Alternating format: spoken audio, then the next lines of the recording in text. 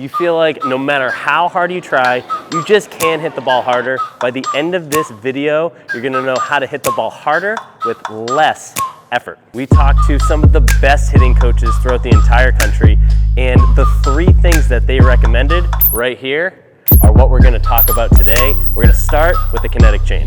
So the kinetic chain is actually really simple. It's just a concept to describe movement. All it is the order in which you move your big muscles in your body to create energy and then release it on the ball.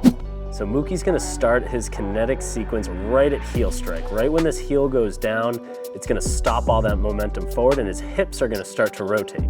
And when his hips start to rotate, he's creating this separation between his hips and his upper body. So his upper body is straight, his hips are starting to turn. As his hips continue to turn, it's gonna bring his upper body finally. He created all this tension and now his upper body's going, but his bat is still perpendicular. So his bat is the last thing to go. So as he continues to turn his hips, it's gonna turn his upper body. As his upper body starts to turn, it's gonna finally turn his bat where we can release all this energy right on the baseball.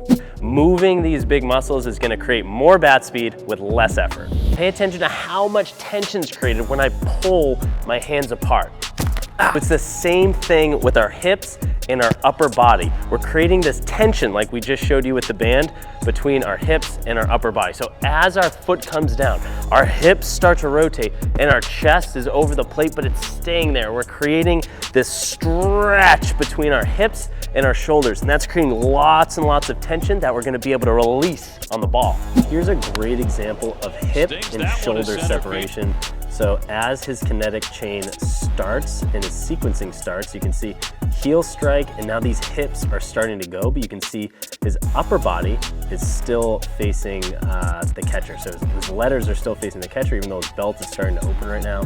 As his hips keep opening, you see his upper body is still behind his hips. So his hips first, his hips eventually pull that upper body, and he's creating this nice slotting position to get his barrel in the right path, and his barrel is still upright. That's the last thing to go. So as his upper body comes through, his barrel finally starts to get on plane.